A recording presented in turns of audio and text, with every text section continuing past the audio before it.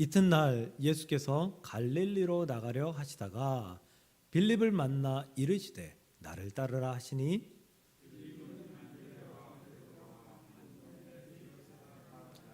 빌립이 나다나엘을 찾아 이르되 모세가 율법에 기록하였고 여러 선지자가 기록한 그 일을 우리가 만났으니 요셉의 아들 나사렛 예수니라. 아멘. 오늘 예수님의 사람들 여덟 번째 빌립에 관한 말씀입니다. 7번 모두 제자들에 대해서 살펴보았습니다. 근데 이상한 공통점이 있다라는 것을 깨달으셨을 것입니다. 무엇인가 하면 제자들에 관한 내용은 성경에 거의 등장하지 않는다.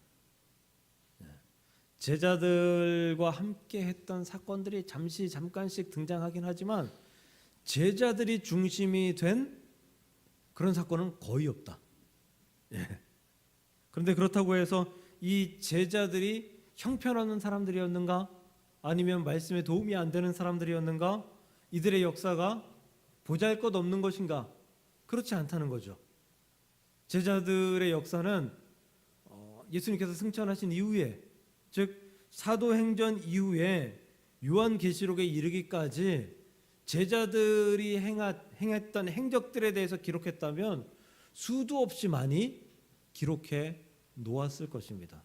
만약에 그렇다면 신학자들이 이 제자들의 행적을 밝히고 제자들의 삶에 대해서 교훈을 얻는 데에 대해서 매우 쉬웠을 거라고 생각합니다.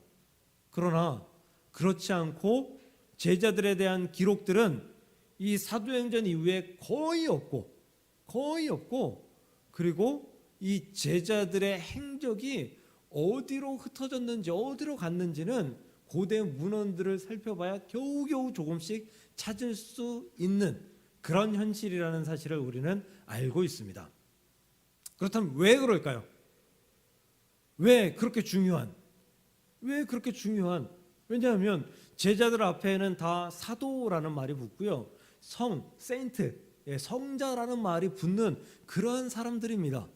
그렇게 중요한 사람들인데 왜 성경에 기록하지 않았을까요? 심지어 베드로전서 후서 이런 성경들이 있죠. 제자들 이름으로 된 성경, 또 제자들 이름뿐만 아니라 그 당시에 있었던 사람들, 예수님의 동생 유다, 무엇을 봐도 자신들의 이야기에 대한 이야기들은 성경에 기록되어 있지 않다는 거죠. 이 이야기는 성경의 중심은 오직 예수님이다라는 사실을 우리에게 알려주는 반증입니다. 제자들의 삶이 너무 중요하고 너무 훌륭하고 우리가 본받아야 될 삶이지만 그럼에도 불구하고 그들의 삶보다 예수님의 말씀과 예수님의 교훈과 예수님의 행적이 무엇보다 소중하고 중요하며 중심이다라는 사실을 우리에게 알려주는 것이다라는 것이에요. 그러므로 예수님의 사람들, 우리가 살펴보고 있는 지금 8번째 빌립까지 예수님의 사람들, 이 사람들은 성경의 작은 조연일 뿐입니다. 주인공은 예수님이시고 그 예수님의 행적과 예수님의 삶과 예수님의 가르침을 우리에게 잠깐씩 보여주는 그런 조연일 뿐이다라는 것입니다. 우리도 예수님의 사람들입니다. 우리도 예수님의 조연입니다. 우리가 예수님을 어떻게 더 높여드릴지, 예수님의 영광을 어떻게 더 드러낼지, 예수님께서 우리로 인하여서 더 그 이름이 높아질지 고민하며 제자들처럼 살아갈 수 있는 저와 여러분들이 될 수 있기를 주님의 이름으로 간절히 축복합니다. 오늘은 빌립입니다. 빌립에 관한 내용도 거의 없습니다.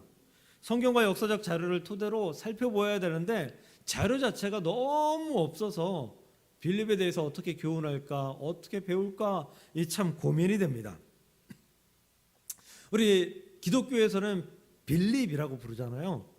천주교, 라틴 영어권, 유럽 이런 데에서는 빌립이라기보다는 빌립보 아니면 필리뽀라고 이렇게 불립니다. 빌립보 아니면 필리뽀라고 불립니다. 빌립보 하면 생각나는 거 있지 않나요? 빌립보 교회. 빌립보 감옥.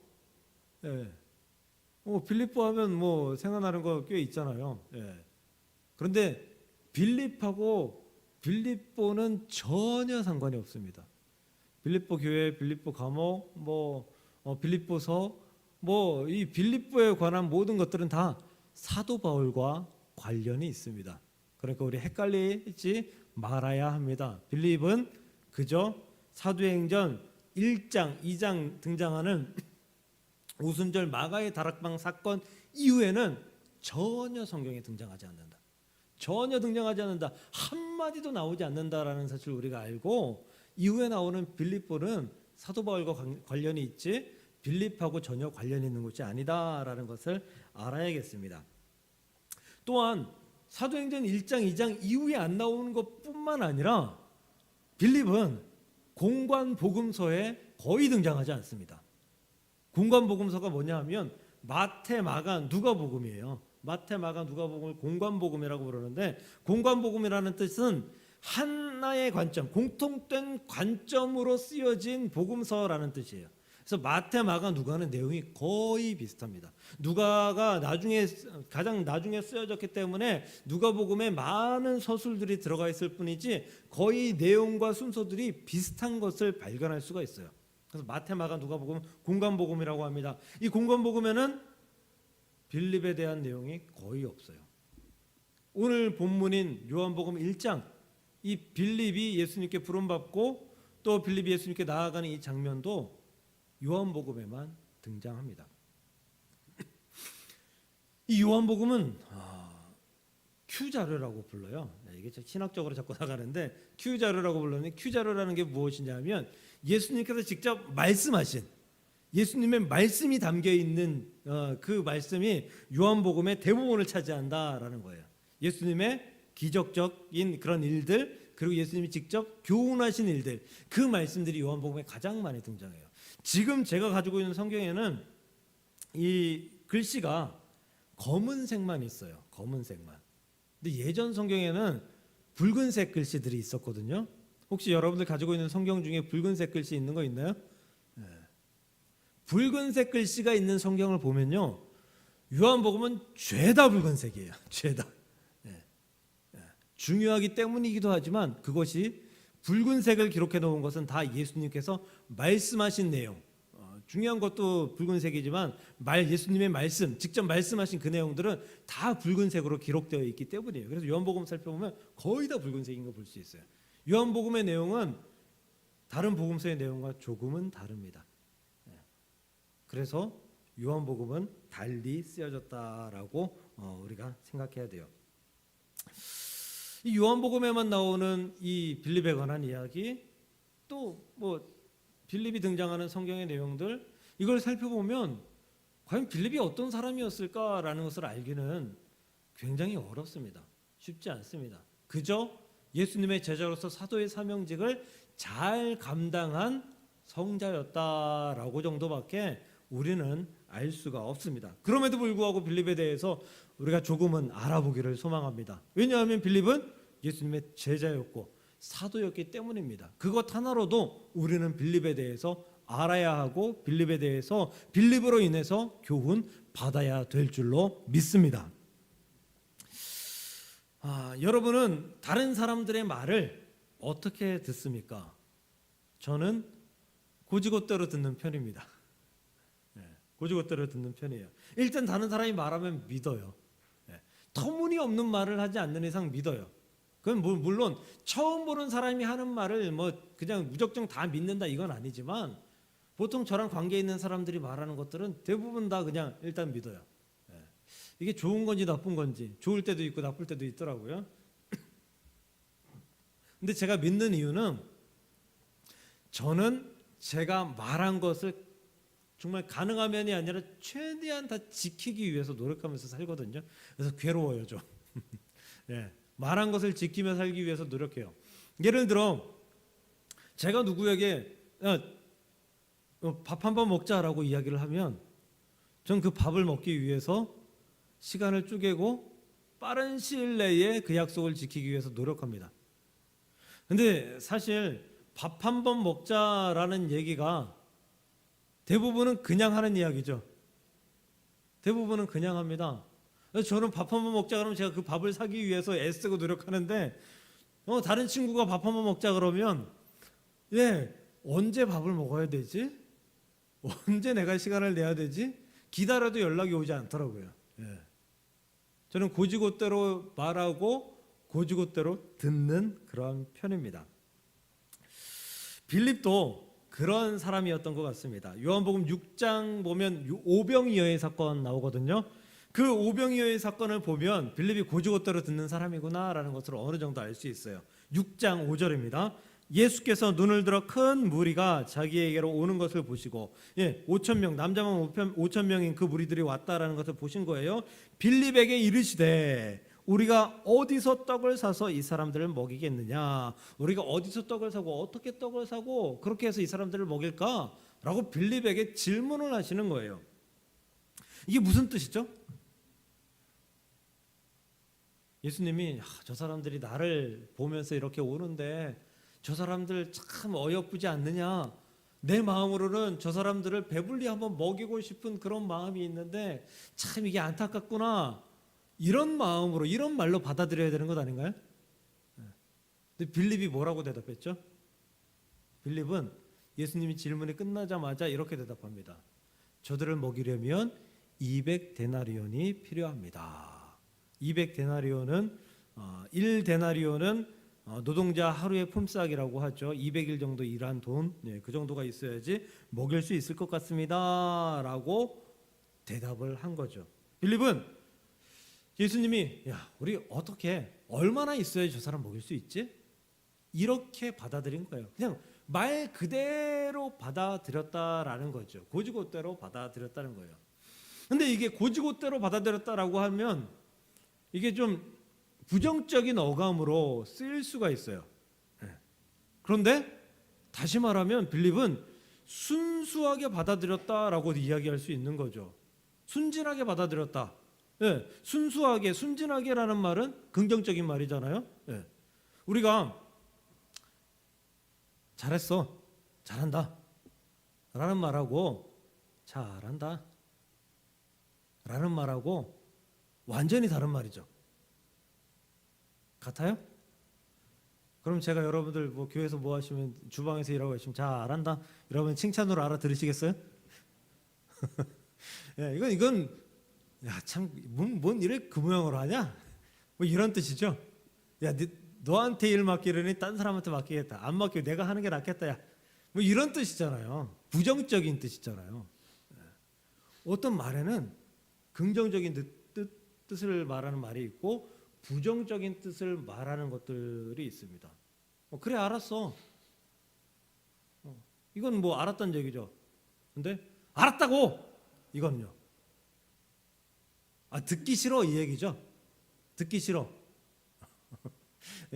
아들 딸이 엄마가 이런저런 얘기해가 잔소리를 자꾸 하면은 참다 못하고 알았다고. 듣기 싫다라는 이야기잖아요.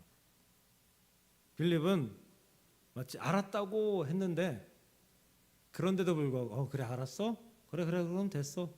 이렇게 받아들이는 것처럼 고지고대로 순수하게 순진하게 받아들이는 그러한 사람이었던 것 같다라는 거죠. 왜냐하면 빌립은 머리가 없겠습니까?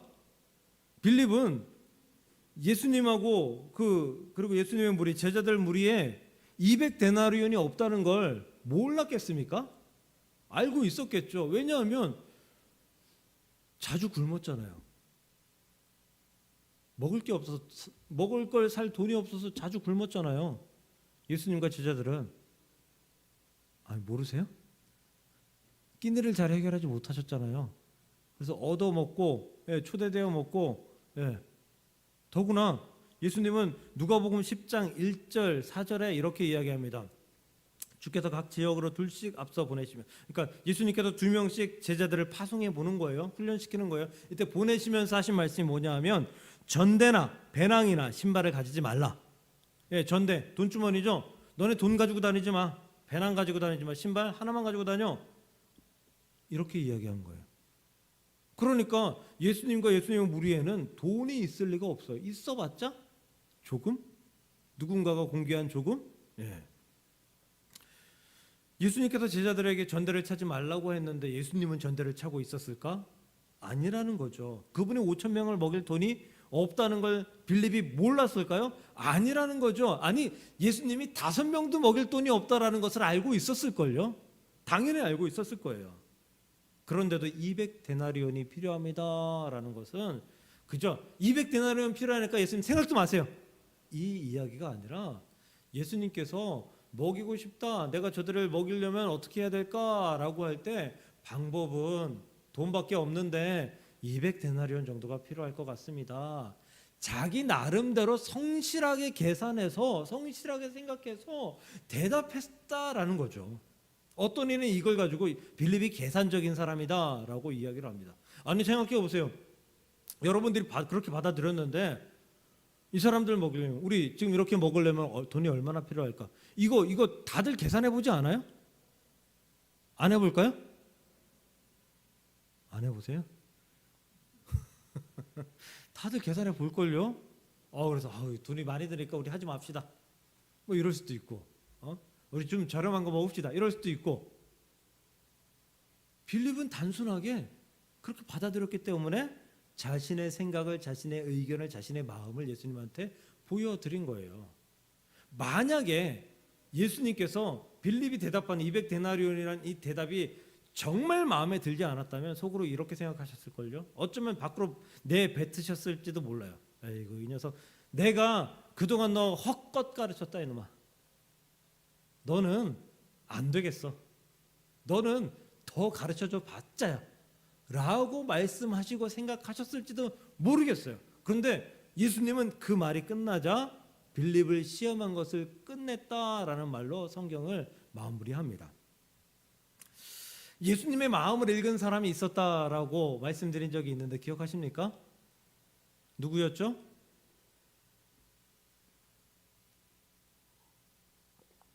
대답을 기다리면서 물을 한 모금 마셨는데 대답이 안 나옵니다. 아이고, 이거 참 제가 그렇게 강조했는데 안드레요. 안드레. 오병이어의 기적의 주인공은 예수님이지만 그 주인공을 돋보이게 한 사람이 안드레였죠. 안드레는 그렇게 받아들였어요. 예수님이 나 이 사람들 좀 먹이고 싶은데 어떻게 방법이 없을까? 이렇게 받아들였어요. 방법을 찾은 거죠. 방법을 찾으러 다녔어요. 그러다가 물고기 2마리와 보리떡 5개를 가지고 있는 한 아이의 도시락을 발견했고, 이거다. 이거면 어쩌면 가능성이 있을 수도 있겠다 라고 생각하고 예수님께로 가져온 사람이 안드레였다. 기억나시죠? 네. 우리 세상을 살아가면요, 안드레 같은 사람이 필요합니다. 잘 이해하고 그 이해한 대로 일을 잘 꾸려나가는 사람이 필요합니다. 하지만 빌립 같은 사람도 반드시 필요합니다. 빌립 같은 사람도 반드시 필요합니다. 우리가 어떤 이야기를 하고 어떤 일들을 행할 때 직설적으로, 직관적으로 보고 들은 대로 우리가 그 계획대로 순종하면서 온전히 그것을 믿고 성공할 것을 믿고 나아가는 사람이 필요하다라는 거예요. 이것을 아까 고지고대로 순수함, 순진함이라고 말씀드렸던 것입니다. 때로는 하나님의 말씀에 토달지 않고 무조건 순종하는 그런 사람이 필요합니다. 어쩌면 그런 사람이 더 많이 필요할 수도 있습니다. 창세기 12장 1절 보면, 저는 옛날 성경으로 외워가지고 하나님께서 아브라함에게 말씀하시죠. 너는 본토 친척 아비집을 떠나 내가 내게 지시할 땅으로 가라 명령하시죠. 그때 아브라함이 어떻게 하세요? 어떻게 해요? 그 길로 준비해서 떠납니다. 근데 만약에 아브라함이 하나님 잠깐만요. 여기에서 지금 우리가 이렇게 아버지랑 같이 정착하고 잘 살고 있는데 어디로 가라는 거예요 도대체? 거기 가면 우리가 어떻게 살아갈 방법이 있을까요? 거기 가면 내게 어떤 하나님께서 책임져 주실 그럴 뭐가 있을까요? 아니, 하나님께서 내가 거기를 가는 방법과 하나님께 내가 거기서 살아갈 방법, 그런 것들을 좀 알려주세요. 아니, 잘 모르겠으니까 종이에다 적어가지고 돌판에다 적어가지고 A4지 3장 분량으로 적어가지고 저한테 좀 해주세요. 그럼 제가 한 3일 동안 그거 살펴보고 검토하고 그리고 답변 드릴게요 라고 했다면 아브라함이 믿음의 조상이 될 수 있었을까? 물음표가 생기죠. 아브라함도 빌립과 같이 그저 하나님께서 말씀하신 것을 듣고 그대로 순종하며 나아갔던 사람이에요. 그 순종, 그 순수함, 그 순진함, 그리고 그 고지고대로 듣고 믿는 그런 우직함이 아브라함에게 있었기 때문에 아브라함은 믿음의 조상이 된 줄 믿으시길 바랍니다. 빌립이 그랬기 때문에 예수님의 제자로 남아있을 수 있었던 거예요. 마태복음 28장 19장 20절 거기 보면 예수님께서 승천하시면서 내가 너희에게 지시할 모든 땅으로 가서 복음을 전하라 라고 말씀하시죠.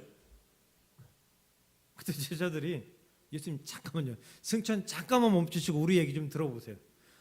우리가 예수님한테 말씀 많이 들었지만 전도하는 방법 잘 모르잖아요. 이것 좀 알려주고 가세요. 어떻게 전도할지. 그리고 예수님 우리 합의서 하나 써주고 가세요.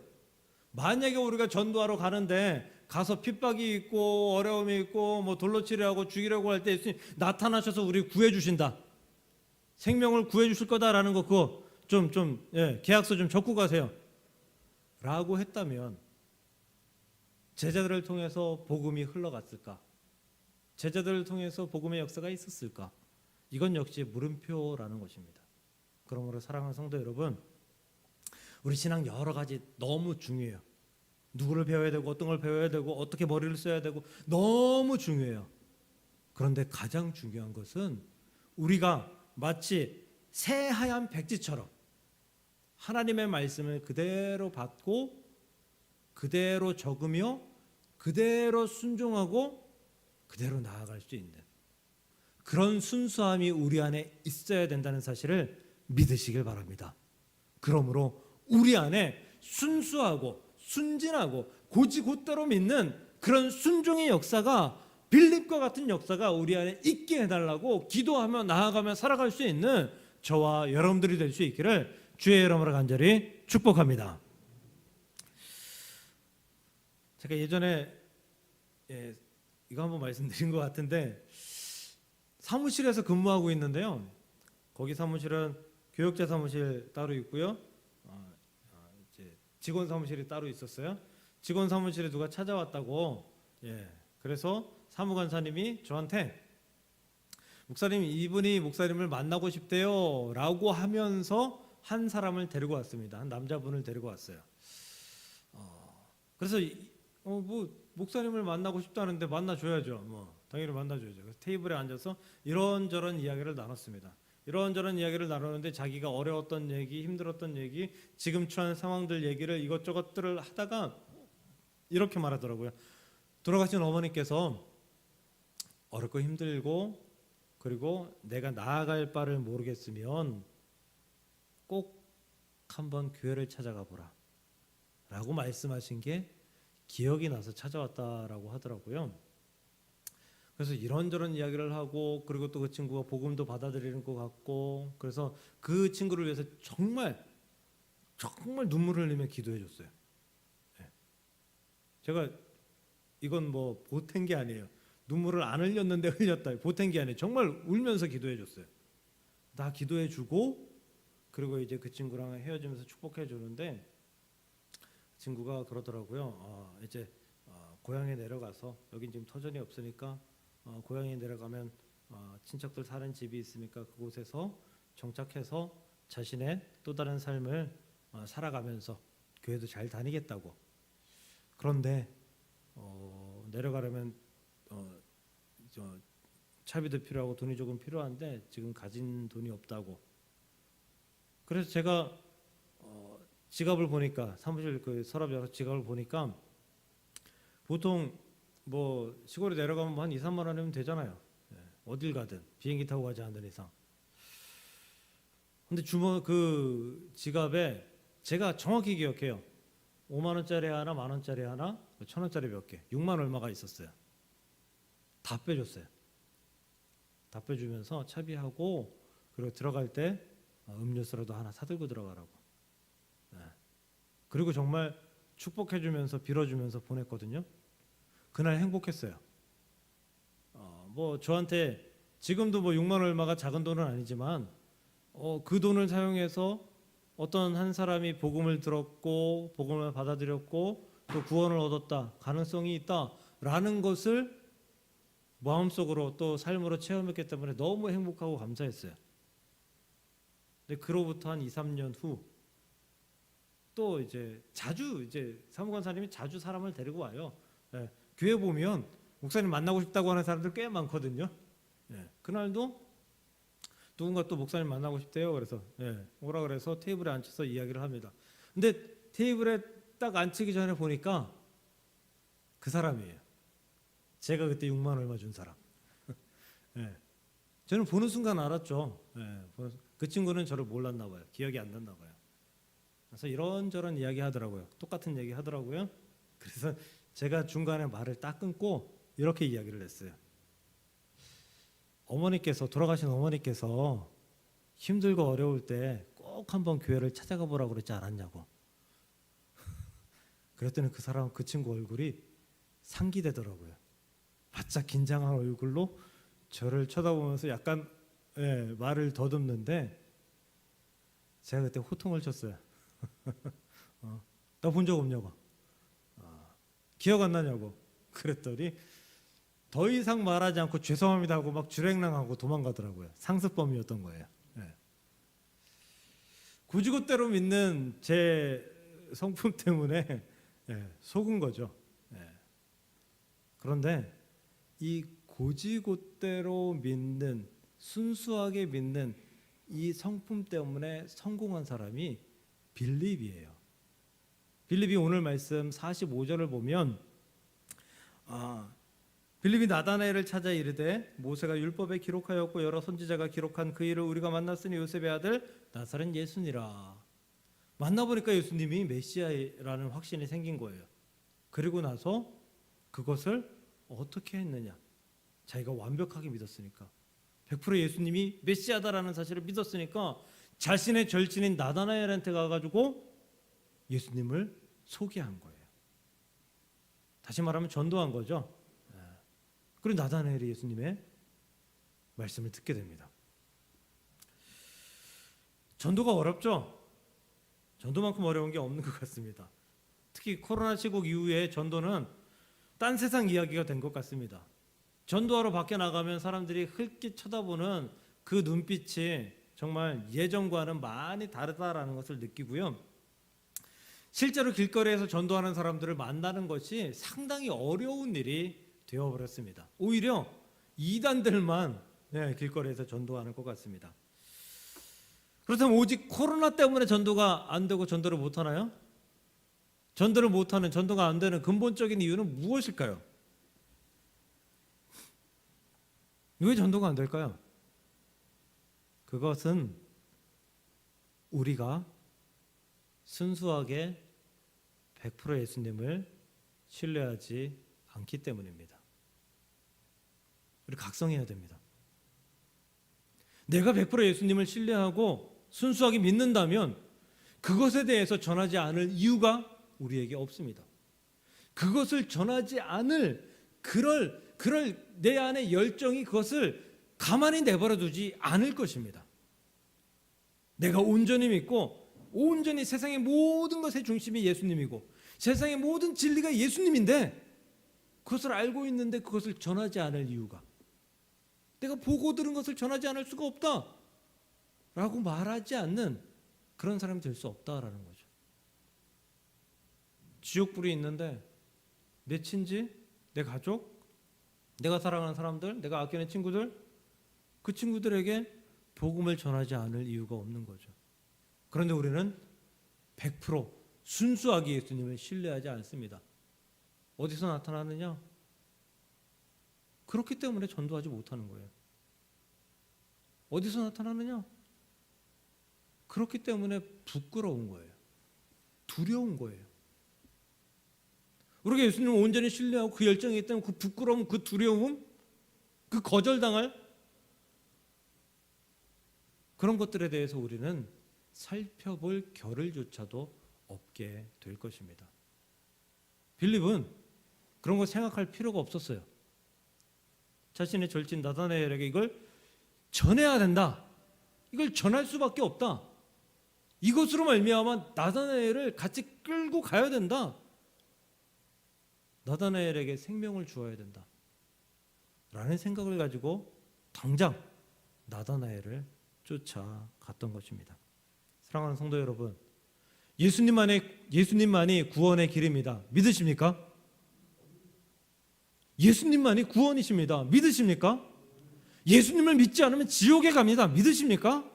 예수님을 믿어야만 우리에게 천국이 있고, 예수님을 믿어야만 우리에게 영생이 있으며, 예수님을 믿어야만 우리가 지옥불에서 허덕이지 않는다라는 사실을 믿는다면 그것을 전해야 합니다. 전할 수밖에 없습니다.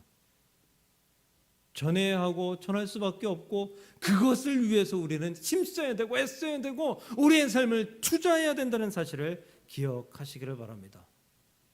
그러기 위해서 우리 안에 빌립과 같이 고지고대로 믿고 순수하게 믿고 100% 예수님을 신뢰하며 믿을 수 있는 믿음이 필요하다는 사실을 믿으시고, 여러분들 가운데 내가 전도할 수 있을 만큼 온전히 100% 예수 그리스도를 신뢰하고 그분을 믿는 하나님의 백성이 되게 해달라고 기도할 수 있기를 주님의 이름으로 간절히 축복합니다. 말씀을 정리합니다. 터키죠. 예전에 튀르키예의 갑바도기아에 가면 1세기 기독교인들의 고난과 애환을 볼 수 있습니다. 그들은 아주 깊은 지하에까지 동굴을 파고 그 안에 숨어 살면서 신앙을 유지했습니다. 그들이야말로 정말 100% 순수한 신앙을 가지고 예수님을 믿었다라고 볼 수 있을 것 같습니다. 그 갑바도기아에 가보면 대림구유 그런 데 가면 이제 지하로 이렇게 되어 있고, 그 갑바도기아 가면 그 가장 유명한 그 관광지 중에서 파무칼레라고 있어요. 그 석회질로 돼 가지고 그 석회질 안에 온천이 있고 그 온천에서 온천욕을 하는 그 파무칼레라고 있어요. 그 파무칼레 뒤편에 보면 히에라폴리스라고 있거든요. 히에라폴리스. 폴리스라는 건 도시라는 뜻이죠. 히에라폴리스. 이 로마가 점령한 곳이에요. 그래서 거기다가 도시 국가를 세웠는데 그 히에라폴리스에 건립된 그 건물들이 엄청나요. 그 당시에 가장 아주 좋은 도시 중에 하나였어요. 로마에 점령되었기 때문에 기독교가, 그리스도교가 그 안에 있기가 쉽지 않았죠. 그래서 핍박당했기 때문에 사람들은 숨었고요. 그런데 그 히에라폴리스에 어느 날 빌립이 나타납니다. 거의 모든 사람이 기독교를 믿지 않는 그 히에라폴리스에 빌립이 나타났는데, 순식간에 얼마 되지 않아 히에라폴리스의 대부분의 사람들이 복음을 듣고 기독교인들이 됩니다. 엄청난 일이죠. 그래서 AD 87년경에 도미티아누스 황제가 이래선 안 되겠다. 더 이상 히에라폴리스를 그냥 둬선 안 되겠다라고 생각해서 빌립을 잡아 죽입니다. 히에라폴리스 그 원형극장이 있거든요. 굉장히 커요. 한 2-3만 명 들어갈 것 같아요. 그 원형극장 위편에 보면 빌립교회라고 있어요. 팔각 모양으로 돼서 빌립교회 터죠. 터만 있고 돌만 몇 개 좀 있는 그 빌립교회의 그곳에서 빌립은 AD 87년경에 순교하게 됩니다. 왜 순교하게 돼요? 더 이상 히에라폴리스를 그냥 둘 수 없다. 더 이상 기독교가 전파되는 것을 우리는 막아야 된다. 긴박감을 느꼈던 로마의 선택이었습니다. 이게 다 빌립이 아주 순수하고 고결한, 순진한, 내가 들은 것은 전해야 된다. 내가 아는 것은 전해야 된다. 나에게 진리라고 생각되는 것은 이것은 전하지 않고 나는 살 수 없다라는 빌립의 순수함 때문이라는 사실을 믿으시고, 우리도 순수한 하나님의 백성들이 되어서 하나님을 증거하고 예수 그리스도의 복음을 증거하며, 그리고 그 열매를 맺어낼 수 있는 저와 여러분들이 될 수 있기를 간절히 소망하고 축복합니다. 전도함으로 말미암아 이 목동사랑교회의 이 빈자리가 차고 넘치기를, 우리의 순수한 신앙으로 말미암아 차고 넘치기를 주님의 이름으로 간절히 축복합니다. 기도하겠습니다. 하나님, 빌립을 봅니다. 그의 순수한 신앙을 봅니다. 내가 들었으니 전해야 된다. 내가 알았으니 이 안 것을 저들에게 알려야 한다. 그것이 빌립의 마음이었고 빌립의 신앙이었습니다. 우리도 빌립을 닮아 순수하게 100% 예수 그리스도를 믿고 예수 그리스도를 전할 수 있는, 그래서 전도의 열매를 맺을 수 있는 하나님의 거룩한 자들이 될 수 있도록 인도하시고 역사하여 주시옵소서. 우리가 전한 것으로 말미암아 하나님의 영광만이 드러날 수 있도록 주님 역사하시고 인도하여 주시옵소서. 우리가 전함으로 말미암아 이 목동 사랑교회가 차고 넘치는 부흥을 이룰 수 있도록 주께서 역사하여 주시옵소서. 예수님의 이름으로 감사하며 기도드리옵나이다. 아멘.